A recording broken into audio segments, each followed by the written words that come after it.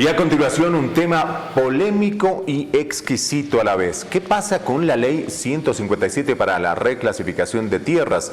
¿Esto es una oportunidad para el desarrollo de los pequeños productores o es una puerta abierta para el latifundio o concentrar la tierra en pocas manos? Vamos a hablar y analizar este tema junto al destacado analista. Lo tenemos al señor Manuel Moranes en nuestros estudios esta noche. Muy buenas noches, Manuel. Gracias por acompañarnos. Muchas gracias por la invitación.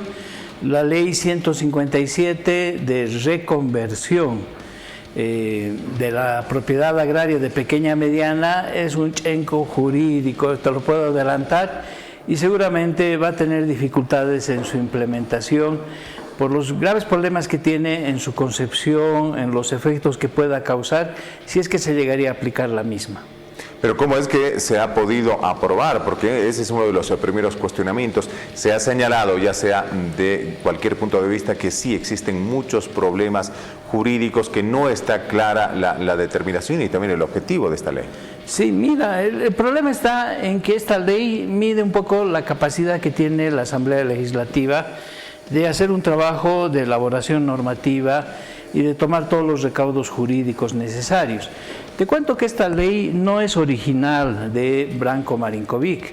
Es una ley que ya el año 2023 la presentó Luis Arce Catacora, con su firma y su rúbrica, en el sentido de exigirle a la Asamblea Legislativa que se apruebe una ley para la reconversión o el tema de la conversión de la pequeña propiedad en mediana.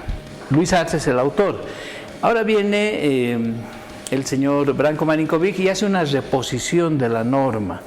Y como tal, la presenta, ha sido discutida, aprobada, se basa en 5 artículos y lo que genera, por supuesto, es un gran conflicto jurídico porque parte del principio, en sus 5 artículos, de que cualquier pequeño propietario que tenga una propiedad pequeña va a acudir al INRA y en cuestión de 10 días le van a certificar, le van a reclasificar su propiedad como mediana. ¿Cómo es eso posible? Una propiedad pequeña físicamente tiene una delimitación, una capacidad productiva. De pronto el INRA la va a transformar en papeles en una propiedad mediana. Y esa propiedad mediana seguramente va a ser utilizada con varios fines que no se establecen en la ley. Se ha cometido un error al decir que esta es una ley de crédito rural. En ninguna parte de la ley se habla de que el pequeño propietario que haga la conversión a mediana propiedad puede ir a buscar crédito. Eso no se dice en la norma. Por eso es que se está haciendo una mala interpretación.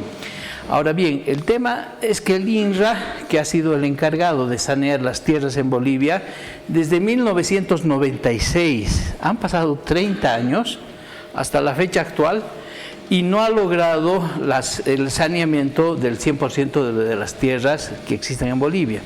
Hay predios fiscales, hay propiedad individual, que puede ser pequeña, mediana y grande, hay propiedad colectiva, y la única forma en la que en la ley se habla de la conversión es de la tierra grande, es decir, de la propiedad comunitaria, que puede cambiarse de tierras comunitarias de origen a TIOC, a tierras indígenas originarias campesinas, pero nunca se ha previsto que la pequeña propiedad pueda ser convertida en mediana propiedad. Entonces hay un primer problema ahí jurídico, técnico, como el INRA, que no ha cumplido su tarea histórica en 30 años, ahora en 10 días, eso dice la ley, en 10 días, a solicitud del interesado, tiene que hacer esa conversión. Ahora, ¿esa conversión qué significa?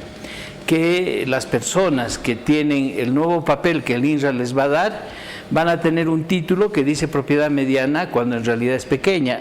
La clasificación de tierras en Bolivia señala que de 50 hectáreas para abajo es propiedad pequeña. De 50 hectáreas hasta 500 es propiedad mediana. De 500 hectáreas hasta 5.000 hay un referéndum constitucional el año 2009, es gran propiedad. Entonces el problema está que la pequeña propiedad está protegida por la Constitución y ahí viene el carácter de que es inembargable. Es decir, esa pequeña propiedad por ninguna razón puede ser embargada, ni el propietario puede ser despojada de la tierra.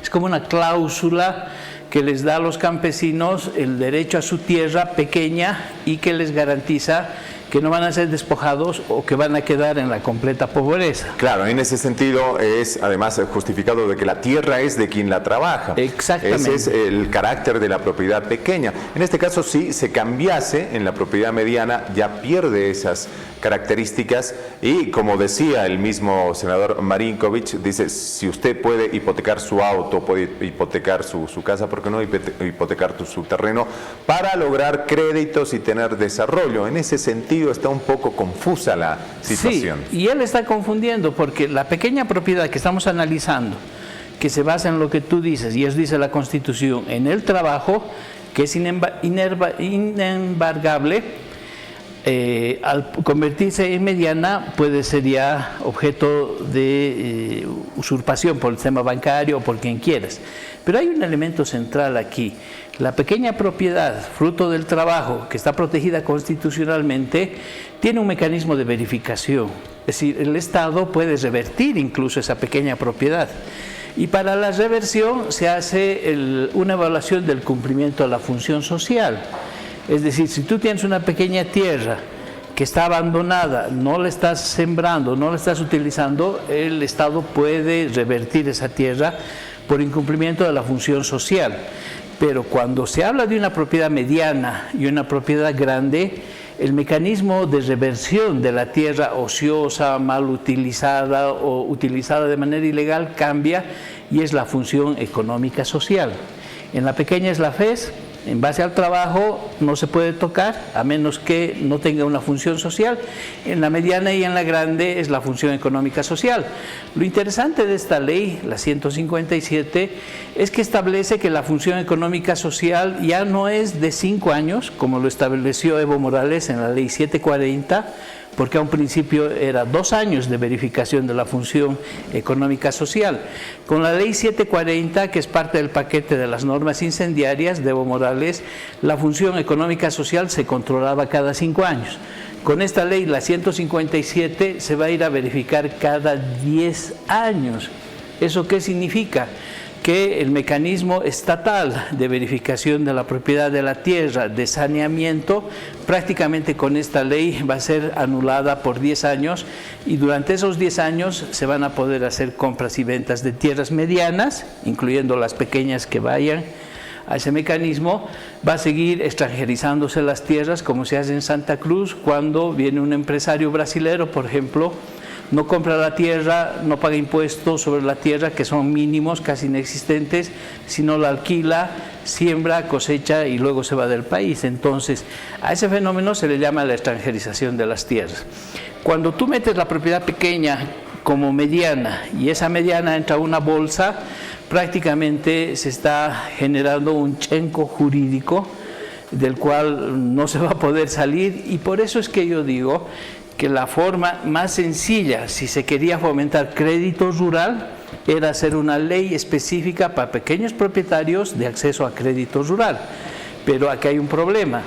Esos pequeños propietarios y también los medianos ya tienen el Fondo Indígena como mecanismo de acceso a recursos económicos a fondo perdido, sin pagar intereses. Entonces, no es cierto que los pequeños propietarios por fin van a tener acceso a crédito. Mentira. Tienen acceso al Fondo Indígena, tienen acceso al BDP, tienen acceso a los programas sectoriales del Ministerio de Desarrollo Rural y Tierras, tienen acceso a semillas, el INIAF les brinda semillas, tienen acceso a proyectos de riego, tienen acceso incluso a agua que el Estado les da. Y si quieren créditos, tienen la posibilidad también de conseguir incluso en bancos o entidades financieras que atienden a los micros y pequeños propietarios o productores. En ese sentido, hemos visto que, bueno, se lo ha presentado como un mecanismo para que se obtenga créditos, como un mecanismo para el desarrollo. Obviamente se ha aclarado que no es obligatorio. El que quiera puede declarar su pequeña propiedad como mediana, que ya hemos visto que jurídicamente es inconsistente, es un verdadero enredo, eso no funciona. Y en ese sentido, ¿cuál es el riesgo que se puede correr de perder estas tierras en el caso de que yo la quiera vender? De pronto digo, bueno, yo vendo, la declaro mediana, posteriormente la vendo y automáticamente pierde esa función económica social y tengo la posibilidad de poder comercializarla. Ahí hay un pequeño problema, ¿no?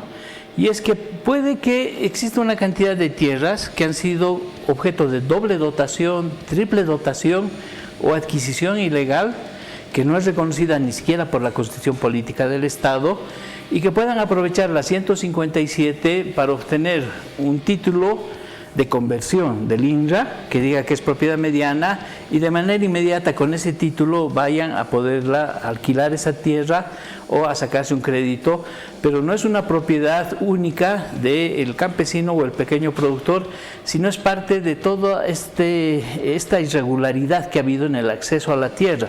Por eso es que el proceso de saneamiento era un proceso desde 1996, legal, jurídico, que le obligaba al INRA, al Instituto Nacional de Estadística, al Instituto Nacional de Reforma Agraria, mil disculpas, precisamente a ir a la verificación de la tierra y poder otorgar un título agrario absolutamente legalizado, porque el tema del acceso a la tierra, si bien data de 1953 con la reforma agraria, durante la época de las dictaduras militares, muchos militares y muchas personas han accedido a grandes cantidades de tierras. También ha habido compra y venta de tierras y durante la dictadura, por ejemplo, de García Meza, se ha utilizado la tierra como un mecanismo de pago a la gente que era leal a la dictadura. Entonces, ha habido toda una desorganización en este momento de la tierra y con la 157 se va a acrecentar el problema porque no es una norma que está yendo a sanear, no es una norma que está yendo a garantizar crédito rural para los pequeños propietarios. Lo que está generando es un hecho absolutamente antijurídico y técnicamente difícil de sostener.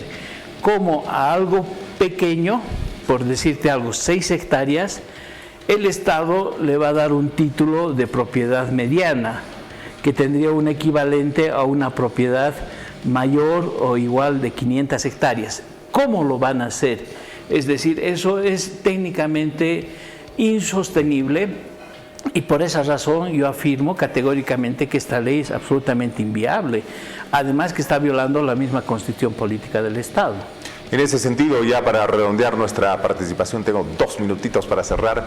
¿Existe el peligro real de volver al latifundio, es decir, que se concentre grandes cantidades de tierra en pocas manos a través de esta ley?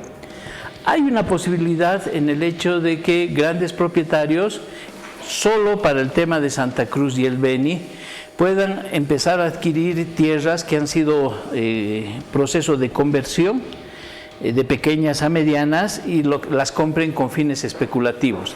También hay el caso de que grandes propietarios de tierras las han ido fraccionando en pequeñas propiedades, pero que todas ellas con palos blancos son de un solo dominio y que ahora intenten integrarlas con esta capacidad que supuestamente brindaría la 157, de que cada pedazo de tierra que han ido fraccionando tenga un valor de tierra mediana y que puedan adquirirla y venderla en un mercado ya legalizado de tierras con esta ley.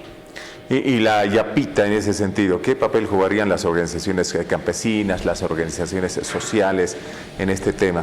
No se los ha considerado porque se está considerando simplemente al propietario, al poseedor individual de los predios. Sí, hay que hacer también un correlato con cuál es la estructura agraria en este momento de la tierra.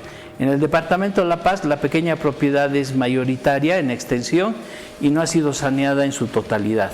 En lugares como Beni y Santa Cruz hay propiedad pequeña, ¿no?, que está funcionando y por lo tanto puede haber acá una tendencia, un sesgo, y yo soy sincero, de que campesinos, después del conflicto que va a haber, campesinos en las áreas de tierras altas quieran vender sus pequeñas tierras como si fueran medianas. ¿Te das cuenta? Es una especie de fomentar el dolo, ¿no?, o el engaño, y quieran obligar que el sistema bancario les preste sobre pequeñas parcelas clasificadas como medianas a objeto de obtener dinero en efectivo y de una vez dejar de ser productores.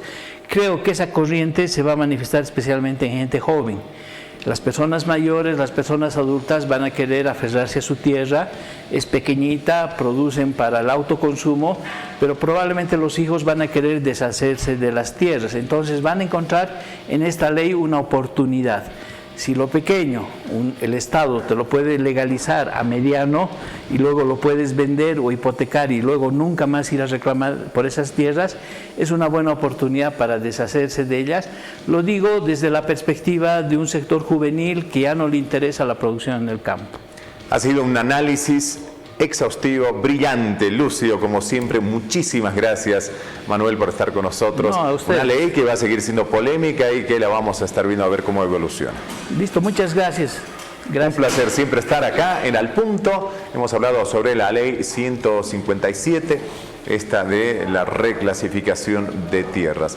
Nosotros los invitamos a una pequeña pausa comercial. Enseguida retornamos con más. Aguárdenos, por favor.